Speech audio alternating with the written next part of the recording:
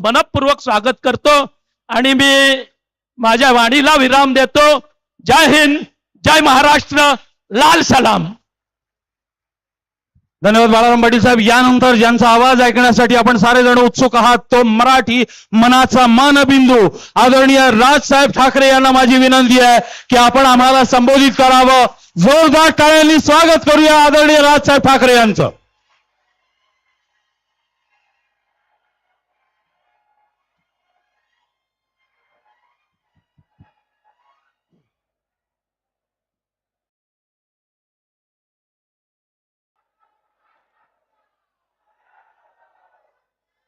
तुम्हाला आवाज येतोय का माझा?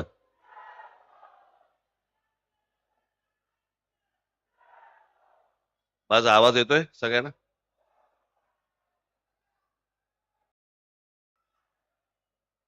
सन्माननीय व्यासपीठ आणि माझ्या जमलेल्या सर्व मराठी बांधवांनो, भगिनींनो आणि मातांनो,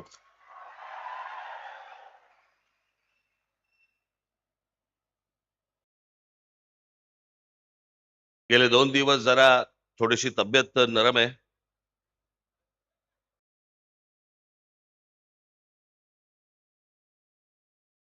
मी आज जो आत्ता इथे आलोय, मला सकाळी माझ्यात ताकद नव्हती. मी फक्त जयंतरावांच्या प्रेमाखातर, तुमच्या प्रेमाखातर म्हणून मी आज इथे आलो. फार काही लंब भाषण करणार नाही, परंतु जरा पावसाळा कमी झाला की पनवेलमध्ये मी सभा नक्की देईन, निश्चित देईन.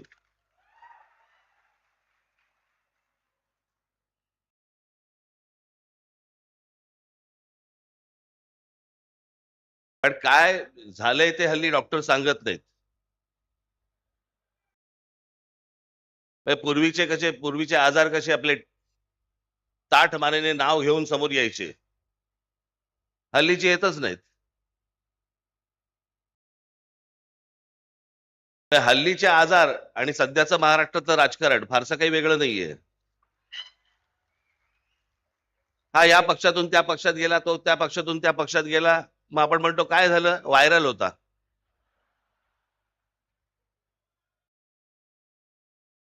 हे सगळे महाराष्ट्रात व्हायरल खूप फिरतायत.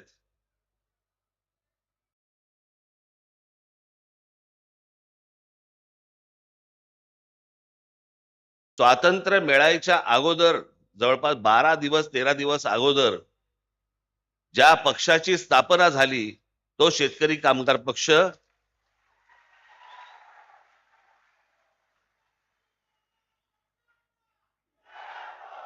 3 ऑगस्ट 1947 ला स्थापना झाली आणि 15 ऑगस्ट 1947 ला स्वातंत्र्य मिळालं.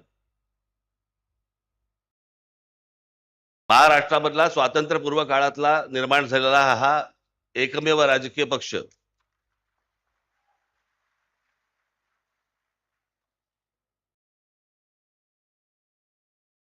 इतक्या वर्षानंतर देखील हे सगळं टिकून आहे, हे खरंच आश्चर्य आहे.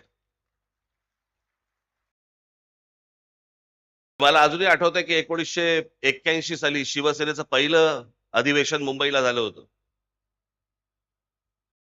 आणि त्या शिवसेनेच्या पहिल्या अधिवेशनाला प्रमुख पाहुणे म्हणून श्रीपाद अमृत डांगे आले होते, कम्युनिस्ट पक्षाचे. खरं तर शिवसेना आणि कम्युनिस्टांमध्ये कधी मधून विस्तवी जात नसे, पण राजकारण आणि राजकारणी हे उदार होते, मोठ्या मनाचे होते. मोठं मन आता संकुचित व्हायला लागले सगळ्यांचं. म्हणजे आज जर समजा विचार केला त्या गोष्टीचा, तर शिवसेनेच्या व्यासपीठावरती श्रीपाद अमृत डांगे येणं म्हणजे भगव्या व्यासपीठावरती लाल ध्वज येण्यासारखं होतं.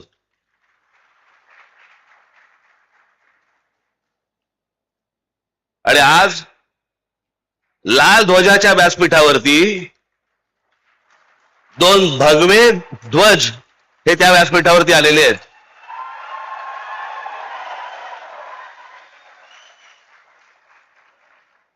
जयंतरावांनी मला जेव्हा येऊन सांगितलं की तुम्ही यायला पाहिजे आणि ते बाकी काही नाही, फक्त मराठीवर बोला. त्याच्यामुळे आता बाकी मला खरं तर शेका पक्षावरती खूप बोलायचं होतं, पण जयंतराव बोले नका बोलू म्हणून त्याच्या मला काय बोलता नाही येणार होता. इथे मगाशी कोणीतरी उल्लेख केला की मी शेतकरी कामगार पक्षाच्या व्यासपीठावरती मी पहिल्यांदा येतोय. नाही, दुसऱ्यांदा येतोय.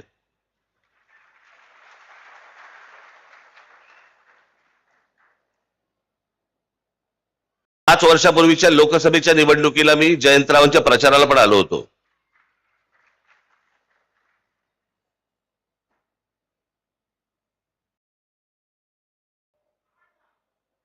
राजकीय पक्ष असतात, निवडणुका होतात, निवडणुका लढवल्या जातात, सगळ्या गोष्टी असतात. पण आजचा प्रमुख जो महाराष्ट्रामधला मुद्दा आहे आणि खास करून तो रायगड जिल्ह्याचा जो मुद्दा आहे, तो मला असं वाटतं तुम्ही सर्वांनी समजून घेणं गरजेचं आहे, पक्षाचा विचार न करता.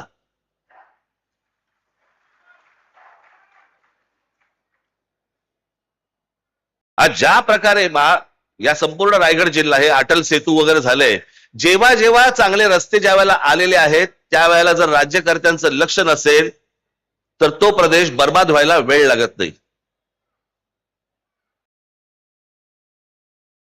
आणि आपल्याकडच्या राज्यकर्त्यांचं तुम्हाला आता सध्या माहितीच आहे. महाराष्ट्र राज्याचा मुख्यमंत्री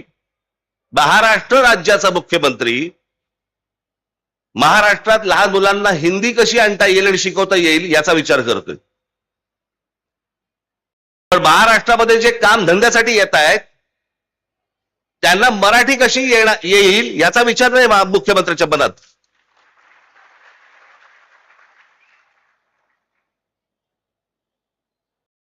महाराष्ट्रामधला मराठी माणूस, महाराष्ट्रामधला भूमिपुत्र याचा विचारच नाही. आणि याचं सगळ्यात मोठं विदारक जर स्वरूप कुठचं असेल, भीषण स्वरूप जर कुठचं असेल, तो रायगड जिल्हा आहे.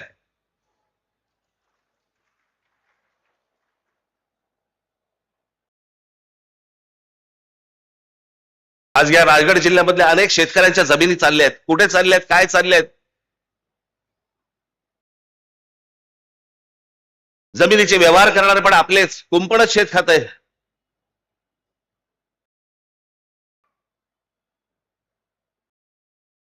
शेतकऱ्यांच्या जमिनी चालल्या आहेत, उद्योगधंदे येत आहेत, उद्योगधंद्यांमधनं बाहेरच्या राज्यातनं माणसं येत आहेत. मी आज ज्या व्यासपीठावरती आलेलो आहे त्या पक्षाचं नाव आहे शेतकरी कामगार पक्ष. म्हणजे एका बाजूला शेतकरीही बर्बाद होतोय आणि दुसऱ्या बाजूला उद्योग जे येत आहेत त्याच्यामध्ये मराठी कामगार भरती होत नाहीये, बाहेरच्या राज्यातले लोक होत आहेत. शेतकरी कामगार पक्ष मग काय उपयोग? रायगड जिल्ह्याची जबाबदारी जयंतराव तुम्ही हातामध्ये घेतली पाहिजे आणि जो शेतकरी आहे तो बर्बाद होणार नाही. या रायगड जिल्ह्यामधली मराठी तरुण तरुणी या उद्योगधंद्यामध्ये कामाला लागली पाहिजेत. याच्यासाठी मला असं वाटतं सर्व पक्षांनी काम करणं गरजेचं आहे. बाकीची राज्य बघा तुम्ही. मी या हिंदीच्या प्रश्नावरती पण बोललो होतो. मी तेव्हा माझ्याकडे आले होते ना जेव्हा ते शिक्षण मंत्री भुसे, त्यालाही मी म्हटलं होतं, मी म्हटलं गुजरातमध्ये आहे का हो? या देशाचे पंतप्रधान आणि या देशाचे गृहमंत्री हे दोघेही गुजरातचे आहेत. अमित शहा एका त्यांच्या इंटरव्ह्यू मध्ये बोलले होते, त्यांना प्रश्न विचारला भाषावादावरती, तर ते बोले पहिल्यांदा तुम्हाला सांगतो म्हणे मी काही स्वतः हिंदी भाषिक नाही, मी गुजराती आहे. देशाचा गृहमंत्री स्वतः ठणकावून सांगतो की नाही मी हिंदी भाषिक नाही, मी गुजराती आहे.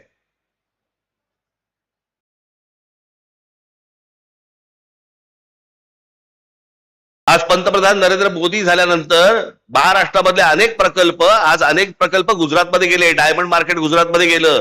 प्रत्येक माणसाला आपल्या राज्याबद्दल प्रेम असतं. आम्ही बोललो की संकुचित कसे होतो?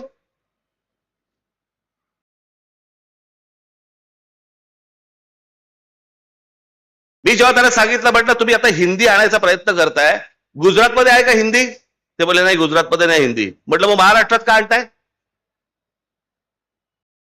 त्यांचं काय राजकारण चाललंय ना, मला असं वाटतं आपण ही गोष्ट नीट समजून घेणं गरजेचं आहे. राजकीय पक्ष निवडणुका येत राहतील, जात राहतील, सगळं होत राहील. मी मागे माझ्या भाषणात म्हणालो होतो ना, एकदा तुमची भाषा संपली आणि तुमची एकदा जमीन गेली, जगाच्या पाठीवर तुम्हाला कसलंही स्थान नाही, कसलंही स्थान नाही. मी आता मुद्दा म्हणून तुम्हाला आता गुजरात मधली जागेची परिस्थिती म्हणजे शेती जमीन बघा, शेतीची जमीन गुजरात मधली काय परिस्थिती आहे. Gujarat tenancy and agriculture land act या कायद्यानुसार गुजरातमध्ये जे गुजरातचे रहिवासी नाहीत किंवा अनिवासी भारतीयांना शेत जमीन विकत घेता येत नाही. म्हणजे उद्या जर समजा तुम्ही महाराष्ट्रामधून जर समजा गुजरातला गेलात, तुम्हाला शेत जमीन विकत घेता येणार नाही. हे भारतामध्ये चालू आहे, हे आपल्या देशातच चालू आहे. ज्या राज्याचे पंतप्रधान आणि गृहमंत्री हे दोन्ही एका ज्या गुजरात राज्याचे आहेत, त्यांच्या राज्यामधली शेत जमीन या देशातला कोणीही नागरिक जाऊन विकत घेऊ शकत नाही.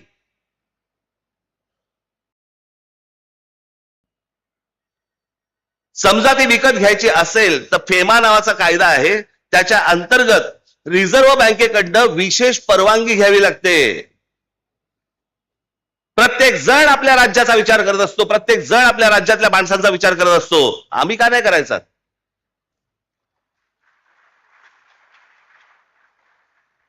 आज आमच्याकडे इथे रायगड जिल्ह्यामध्ये कोण जमिनी घेतंय, कोण येतंय, कोण राहतंय, काय चाललंय माहिती नाही.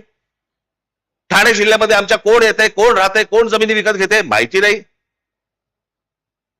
जवळपास उत्तरेमधले अनेक असे धनदांडगे आहेत की ज्यांनी आज महाराष्ट्रामध्ये, कोकणामध्ये, खास करून रायगडमध्ये, रत्नागिरीमध्ये, सिंधुदुर्गामध्ये जमिनीच्या जमिनी घेऊन ठेवलेल्या आहेत. आमचेच लोक विकतायत. आमच्या लोकांना एवढंही कळत नाहीये की यातनं आम्हीच संपणार आहोत.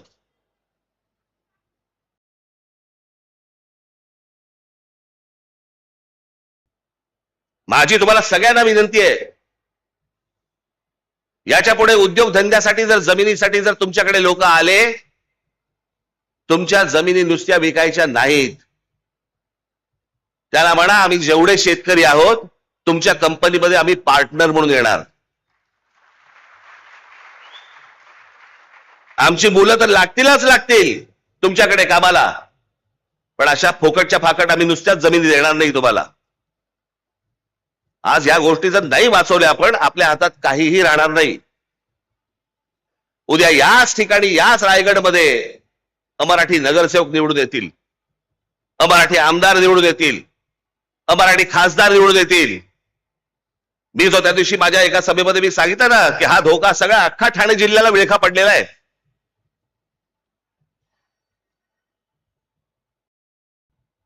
आज इथे विमानतळ येत आहे, इथे अगोदर एक पोर्ट आहे. कोण माणसं येत आहेत, कोण नाही येत आहेत. मला असं वाटतं आपण सगळ्या पक्षांनी विचार केला पाहिजे की या येणाऱ्या नवीन विमानतळावरती सर्वाधिक जवळपास 100% ही मराठी मुलं आणि मराठी मुली कामाला लागल्या पाहिजेत तिकडे.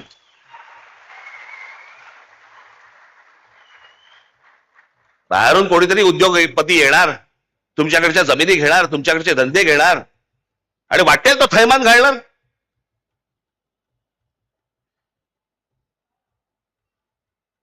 आता तुम्हाला म्हणे तुम्ही ह्या सगळ्या जमिनी आणि याच्यावरती म्हणे कायदा आणला राज्य सरकारने.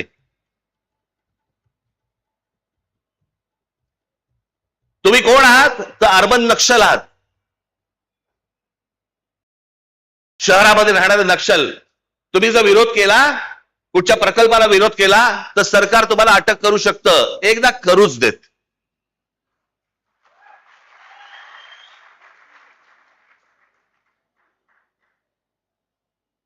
या महाराष्ट्रामध्ये मराठी माणसाच्या थडग्यावरती उद्योग नाही उभे राहणार.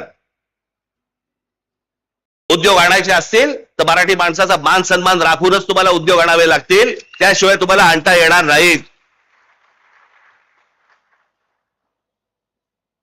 कोण कुठे येतोय काही पत्ताच लागत नाहीये. कुठून रस्ता, म्हणजे या संपूर्ण राज्यामध्ये कोणत्या प्रकारची प्रगती होते, कुठून रस्ते निघणार आहेत, काय निघणार आहेत, फक्त मंत्र्यांना माहिती. का तेच ठरवणार आणि रस्ता व्हायच्या अगोदर तेच जमिनी घेणार आणि मग या सगळ्या उद्योगपतींशी व्यवहार करणार आणि मग सगळे गब्बर होणार आणि मग निवडणुकीच्या तोंडावरती विषय गेला बाजूला, विचार गेला बाजूला, फक्त तोंडावर तुमच्या पैसे फेकून मारणार आणि तुमच्याकडनं मतं घेणार. एवढा एकमेव उद्योग महाराष्ट्रात सुरू आहे. कोणी त्याच्या खोलात जाऊन बघायला तयार नाही, कोणी त्याच्या खोलात जाऊन विचार करायला तयार नाही की ह्याच्या पुढे काय होणार आपलं. थोडक्यात जमिनी विकायच्या, तुमच्याकडे काहीतरी चिटूर पिटूर काहीतरी येणार आणि मग ते पैसे आले की मग ते पण काढायला मोकळेच आहेत. सर्वाधिक डान्स बार हे रायगड जिल्ह्यामध्ये बंद झाले होते ना हो. मग अनधिकृतरित्या एवढे डान्स बार हे सगळे रायगड जिल्ह्यामध्ये, तेही कोणाचे, तेही मराठी लोकांचे. म्हणजे इथून पिळला गेलात की डान्स बारच्या दायदे लावून तिकडून पिळून घ्यायचं. हा रायगड जिल्हा आहे ना हो. आमच्या शिवछत्रपतींची राजधानी आहे ना इथे. कल्याणच्या सुभेदाराची खडा नारळाने ओटी भरून परत पाठवणी करणारा आमचा राजा, त्याची राजधानी इथे असताना त्या रायगडमध्ये डान्सबार सुरू आहेत. तुम्हाला पूर्ण भरकटवून टाकायचं. तुमचं मूळ विषयांकडे लक्षच नाही गेलं पाहिजे. वेगळेच विषय आणायचे. आता कालच माझ्याकडे कोणीतरी आणलं की आता काहीतरी महाराष्ट्र राज्य स्वतः गुजराती साहित्य संमेलन भरवतोय म्हणे. भरवू देत. व्यापाराच्या चोपड्यांमधनं पुस्तकाच्या चोपड्यांमध्ये लक्ष गेलं तर जास्ती बरं. पण हे काय चालू आहे? हे नुसतं गुजराती माणसाबद्दलचं प्रेम नाहीये. मराठी माणसाची आणि गुजराती माणसाची लागावी, इथे भांडणं व्हावी, त्यात आपण मतं कशी काढू शकतो, काय काय करता येईल, याच्यासाठीचे उद्योग आहेत. दुसरं काही नाहीये. त्याला वाटलं होतं की लगेच राज ठाकरे आणि बाकी सगळे संजय राऊत आम्ही सगळेजण रिॲक्ट होऊ त्याच्यावरती. होणार नाही. आम्हाला जे पाहिजे तेच आम्ही करू. तुम्हाला जे पाहिजे ते आम्ही करणार नाही. बिलकुल करणार नाही. ज्या वेळेला समजेल की तुमच्या कृतीत महाराष्ट्राला नख लागतंय, त्यावेळेला अंगावरतीच येऊ.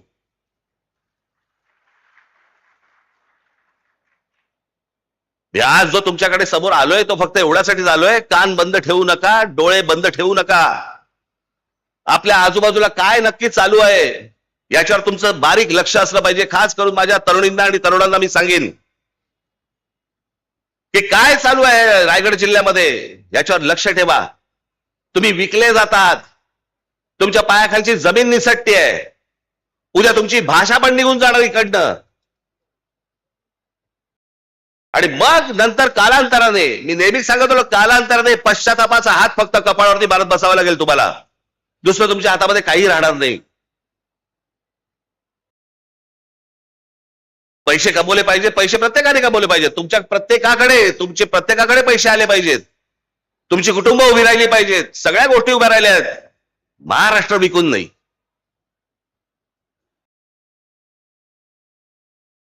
आज बाहेरच्या राज्यांमध्ये आपल्याबद्दलची काय बोलले जातं माहितीये?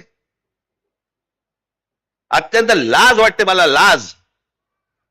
हे कोण आहेत लोक म्हणे? परचेसेबल कम्युनिटी, विकत येणारी माणसं, विकत घेता येणारी माणसं. ही आपली प्रतिमा आहे. जे सतत सांगत आल्यावर 1400 वर्ष राज्य केलेला हा महाराष्ट्र या हिंद प्रांतावरती, तो विकला जातो. तो बिकाऊ आहे.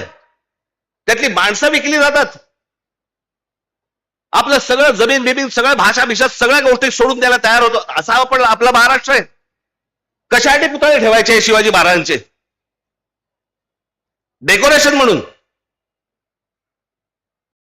या गोष्टी शिकवल्या या माणसाने आम्हाला.